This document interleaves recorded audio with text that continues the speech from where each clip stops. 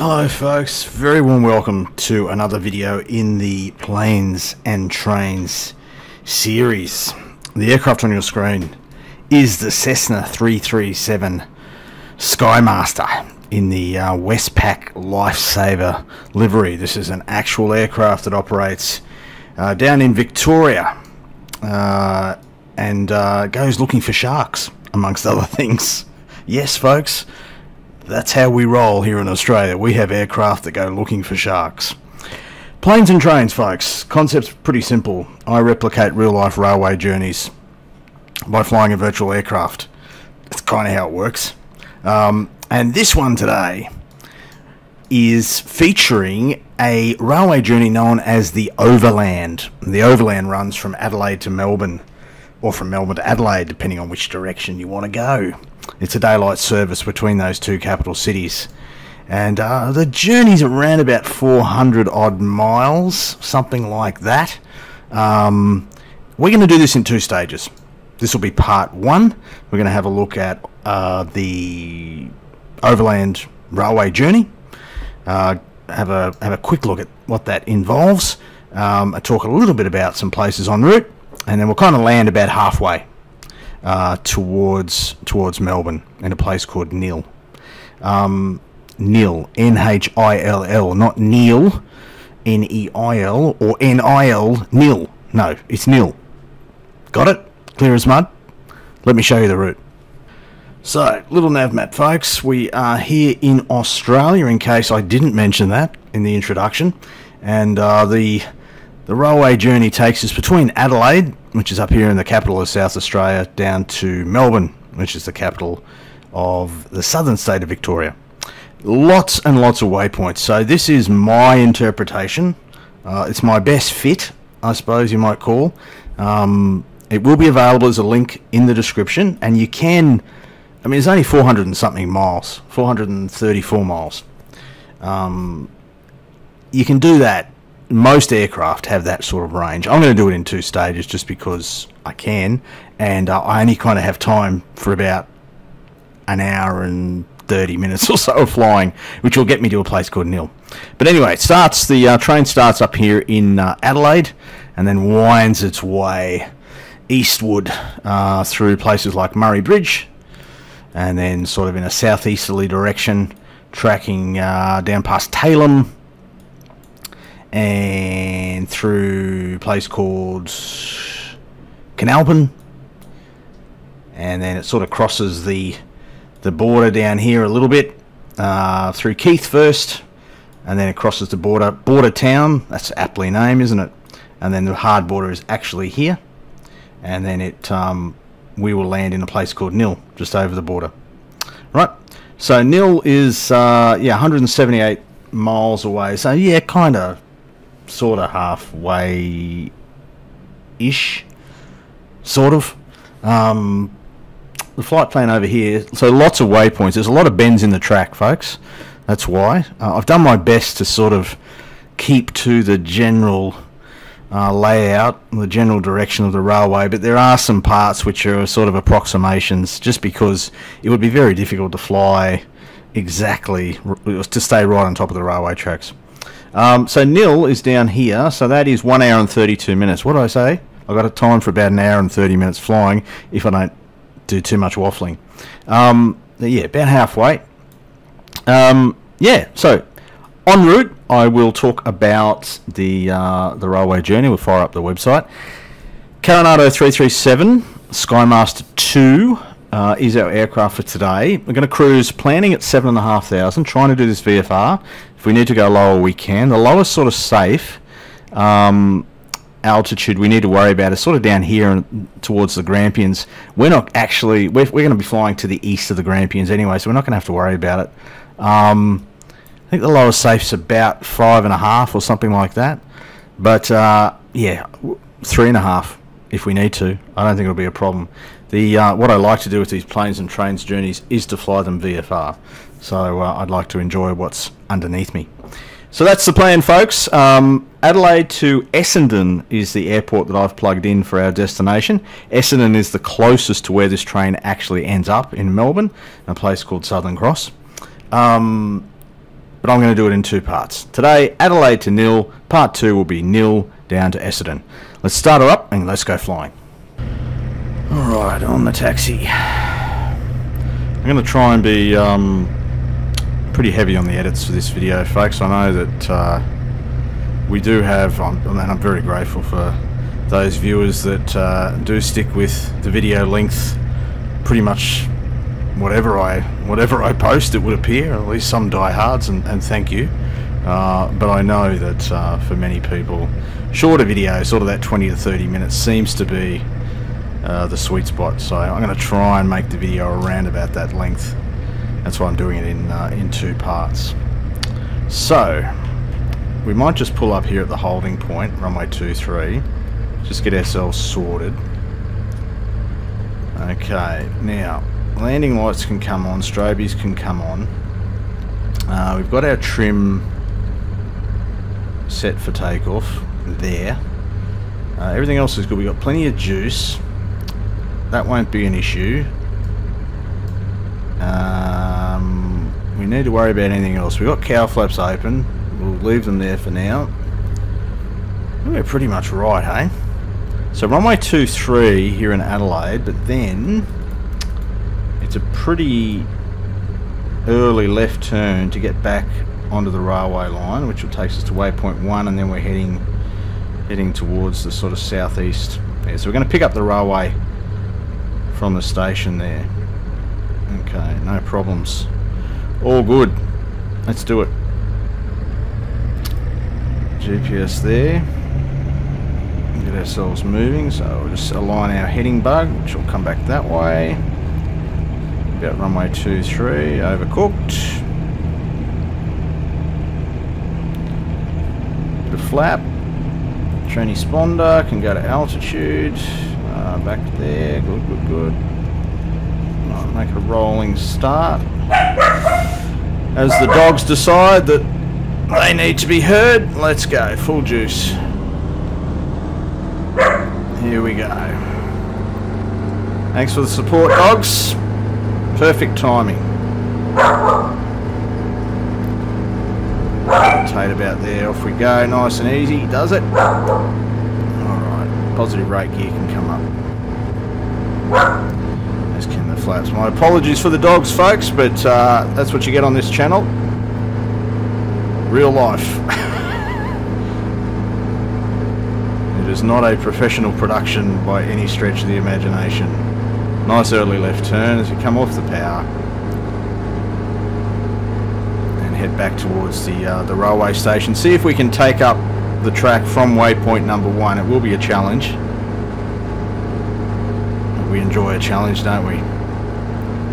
When you have as many animals in your presence as I do, you can see that I do enjoy a challenge. Alright, waypoint number 1, back towards the city of Adelaide, folks. So running without the photogrammetry turned on here, I'm finding I'm getting the return of the stutters after switching it back on. I had it off for a very long time. I thought I'd give it another whirl after world update number 7, I should say. But I'm seeing stutters again, so I'm turned it back off. City of Adelaide, folks. There we go. We're flying a sort of an extended downwind to take up our track here. Waypoint number 1 ahead. We've got a sharp right hand turn out towards that direction, which we will begin right now. There we go. Continue climbing, doing pretty well. We're lightly loaded, it's just me on board. About 3/4 tanks. Hand flying for a little bit, but I will get Georgie to do the bulk of this journey.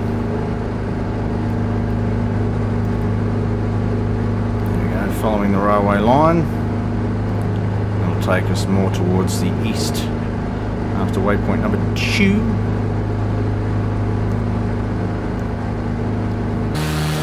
Alright, for those of you playing along at home, we've just past overhead a place called Nan, Nairne, not Nan, Nan, or Naan, Naan, like the bread. The track would be underneath us. That looks like a highway of some description, and I'm guessing that the railway kind of follows that road as well. That's my guess anyway. It's a bit dry out this part of the world, isn't it? At least it was when the satellite imagery was taken. So yeah, that would be Nan there. As we continue to make the turn, lots of waypoints, lots for Georgie to do. It looks like a mine coming up there. Is that the Canman 2 mine? Would I be correct, locals? Canman 2 or Canman 2? I don't know. I'm just an Australian. Anyway, folks, let me take you through what this railway journey involves by visiting the official website. So the best laid plans and all that. What I had planned to do was to share the official website for the journey with you folks. It's not rendering properly. It's not rendering the images, which kind of makes for a pretty ordinary viewing experience. I will provide a link to it in the description, and if you're interested, feel free to check it out. That big body of water here, that'd be Lake Alexandria. We're sort of past Murray Bridge, and we're doing pretty good. We're doing 152 over the ground. We are into a headwind of 11 knots, but we're still travelling okay. So our next sort of town, if you like, would be Tailem. We go outside Tailem Bend, which should be here. So the railway is right underneath us, folks. That's the line. There's a dirty big river here that flows for a bloody long distance. I wonder if you can guess what it's called. I'll give you a hint. The town that we passed, sort of back there, is called Murray Bridge. That might be a clue. She's dry, isn't it? Right. You can see the land right alongside the river is watered, irrigated, I think is the word that I was looking for. Watered. So this would be Tailem Bend, the railway line there, and there looks to be a field. Is that an airfield there? I don't know. Is there an airfield? I'm not sure. I don't know. So my apologies that I can't share too much about the actual journey with you, but if you are interested, the link will be in the description, and I might provide a couple of websites that I found. The official one and the sort of not so official one. I think the not so official one actually has more practical information for potential travellers on the journey. It's not that expensive to go on the Overland. And they're offering pretty good prices at the moment. It's like the 135th anniversary or something. And they've got a sort of 50% off sale. There's a couple of classes depending on how much comfort, how much of the mod, not the mod cons, but like it's a different style of service, a different style of journey to the Garn, for example. The Garn's like 4 days or something. This is essentially a day trip from Adelaide to Melbourne and vice versa. Folks, I'll probably rejoin you a little bit as we cross the border, I think, and then for the approach into Mill. As I said at the start, wasn't intending to be a long video, but yeah, I think that'll be the plan. Cross the border into Vicky and fly and approach into Mill. I'll see you then. So folks, according to my calculations, we're essentially crossing the border. as of this moment. Yeah, if you're looking for a wall or something like that, you're gonna be disappointed, folks. But yeah, there is a little town. I might have to go outside to see it. I don't know if I'd call it a town. It's a dot on the map. Underneath us there, called Serviceton. That's where it is, and that's, yeah, kind of, that's the border right there, from what I can tell. Not long to go, folks. It's been a really enjoyable flight. Smooth conditions. 7.5 is just beautiful. We're sort of in and out of the bottom of the clouds. We can still maintain visual contact with the ground. Let me zoom in here. So waypoint 24. So waypoint 27 is nil. So we've kind of got the best part of 10, 20, 30 miles to nil. That's not going to take us too long. Just as I said, we've been at the bottom of the cloud. We're gonna be in cloud here. We might actually start a descent. Why not? Take the altitude off. Go into a sort of a vertical speed mode. And dial us down. Get us coming down. Just a nice gentle descent to keep us out of the cloud. Yeah, we're not in cloud, are we? No one saw that. But 7.5 is pretty good altitude. You can certainly go lower. 5.5, no dramas at all. And I think this aircraft really suits this type of flying. Great visibility, gets along pretty well, got decent range. It's got the gear in terms of navigation. With so many waypoints and so many frequent changes, it is handy to have something like the GTN 750 or the GNS 530, if that's your go. Set change local baro, no change at all. So yeah, just a nice gentle descent. Keep the power where it is. Keep the speed up a little bit. Here we go. This is Western Victoria, New South Wales, Western Victoria, Australia, folks. I've probably made a number of errors in pronunciation, which really should be a criminal offence in my own country, but folks, I'm not a linguistics expert. I barely speak English, and there would be people that would argue that the language I speak is not English. Down here we have a particular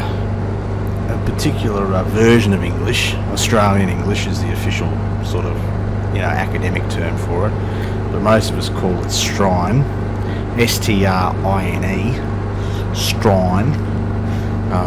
Australians don't live in Australia, we live in Australia, and we speak strine. And if that makes sense to anyone from outside the country, I would be surprised. But I know I do have viewers from all over the globe, and so, and thank you for visiting some silly old Aussie man on his YouTube channel, and for the support, and yeah. We're inching closer now, 24 miles from nil. We might keep the video tape rolling, keep the camera rolling, I think would be the correct expression.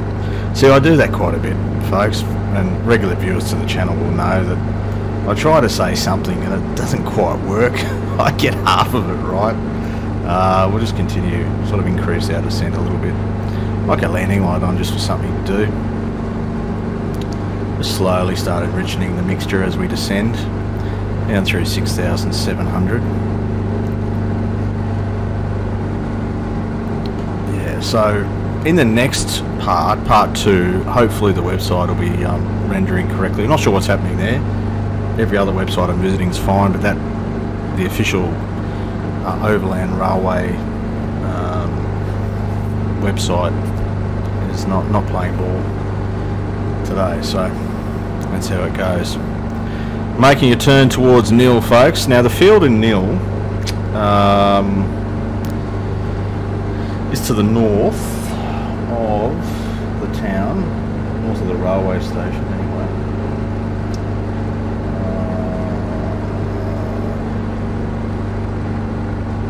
So we're currently overhead a place called Geneva, I believe. It should be waypoint number 25 was Geneva, and we're so 060 keeps us tracking the railway line, and then we've got a right turn after that, which will take us down to Nil, which will be here. Not much variation out here in terms of the scenery, a whole lot of that. But I have to say, it's so amazing to see the Australian countryside represented so well in a sim. Like, you put up with X-Plane, for example, and you get that sort of, you know, default textures. And yeah, you can do the whole ortho and all that sort of stuff, but that's bloody time consuming. And then over in the old Microsoft Sim or FSX and Prepared, etc., you had the FTX Orbex textures, which made a pretty significant improvement. That looks a bit weird here. A pretty hard cut, right? In the satellite imagery. It's a little strange. I was just talking up how good this sim looks, and then it has to show me that. Yeah, but we had the Orbex textures in the previous iterations or incarnations of the sim, and it made an improvement. It was quite significant actually. But then you come over here and you see this, and yeah, it's a whole new ball game, folks. So right turn coming up 4 miles, and then Nil will be sort of down. I'm gonna take a wild guess and say that's Nil here, which means the field will be out here somewhere. In fact, right there where my mouse is, I would guess. Yeah, there's the railway line, and then heading into Nil. Let me know in the comments if you've been enjoying the World Update number 7 for Australia, where you're flying. It's a big country. There's a diverse range of flying experiences. There's some good bush trips. I may do one and put it on the channel, but I may not do it as a bush trip. I don't really care for the whole achievements thing. It doesn't concern me at all. And I like a bit of flexibility, and I like to be able to fly the bush trips with whatever aeroplane I feel like flying on the day. And I know there is a way that you can change the aircraft to fly those bush trips, but I just find it easier just to grab the flight plan, whack it in, fly whatever plane I want to fly. I don't have to worry about changing any bloody code. Just go for a fly, you know. So we might feature one of those on the channel. But if you're doing those bush trips, or you're doing other journeys, and you've discovered some interesting stuff, interesting routes that you think others would enjoy, feel free to share in the comments. I always enjoy taking suggestions from people as to where to fly. I try and do, look, I can't do all of them. I try and do some of them, and there's some that I have planned, and there's some that I actually do that don't make it to the channel for whatever reason. I do have, as you can probably tell, and regular viewers to the channel will know, that life gets in the way a lot, a real lot, and I've got to snatch time. I'll just improve or increase that rate of descent a little bit. We're about 9 miles. Yeah, that's Nil. Life gets in the way, and I have to snatch whatever time I can to do some simming. And yeah, there's frequently pauses, and whole flights are just abandoned because other stuff needs to be done. That's not a complaint. That's just an observation, and it's just the way it is. I watched some other flight sim videos on the tube, and they sound like they're recorded in a bloody professional studio, and the production values are really high, and I really admire it. I think they're fantastic. There's some great content creators out there. But I'm envious of how you find the conditions and the circumstances to dedicate how much time obviously goes into each video, and it's a different reality for the old fella. So that is Nil Airport down there. We've had a pretty strong easterly the whole time, and that easterly remains sort of a sour easterly. That would probably suggest a landing onto that runway, whatever that is. That's the town of Nil. I will overfly the town and then kind of make an approach to one of these runways down here. This is just a stock airport. I'm not aware of any custom freeware for this part of the world. I would say that's a golf course by the looks of it. There is an add-on that just made its way, for those of you that do plan on flying more in Australia. There's an add-on on the flightsim.to. I might link to it in this video. It sort of corrects some of the salt lakes that we've got and the inland lakes here in Australia. And the guy, it's a work in progress, so he's done a few states, and he's saying that he's going to continue to do so because some of them are really not right. So I do have it activated. I don't think that it made much of a difference to this particular flight, but I do some flying out back, and so I think it will improve that experience. There we go, town of Nil. Was I right? Is that a golf course? Certainly looks like one. Train station in here. Main drag. Alright. What we'll do is give Georgie a rest. Autopilot switches down here, old man. Flight director can come off. At 2,000 feet we'll head towards the field, so it looks like a southeasterly. Have to come off that speed. Mixture full rich. Take it. That view's not going to work just yet. There's the field.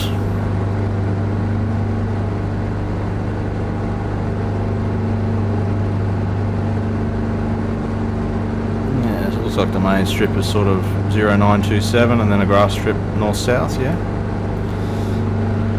We'll land 09. There's the field down there.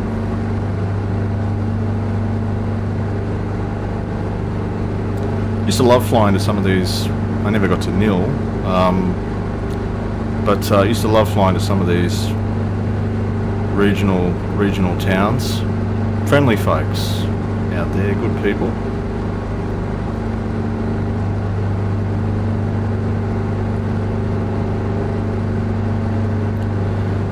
Fly a downwind leg.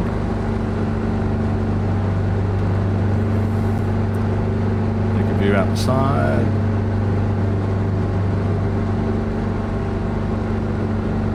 Yep, righto. We've got plenty of room here. We're going to slow down. We're going to take flap too.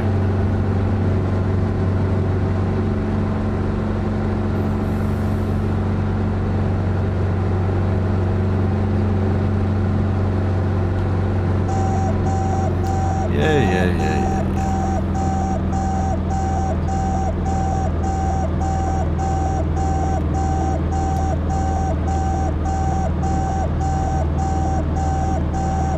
There's a strip. Oh, he's judged that pretty well, the old man.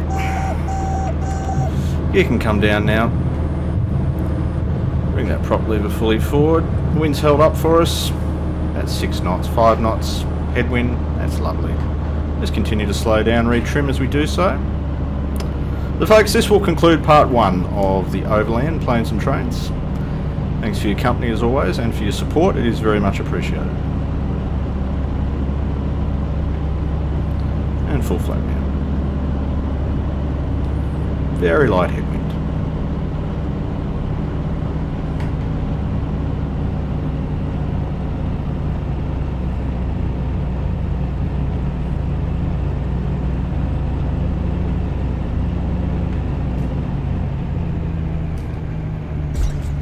Touchdown, braking, get off at the taxiway, straight to the ramp. hope. A little bit more braking. Oh, geez, those brakes could use a tune-up. Swing it around to the left. There we go. Keep the power on. Taxi to the ramp.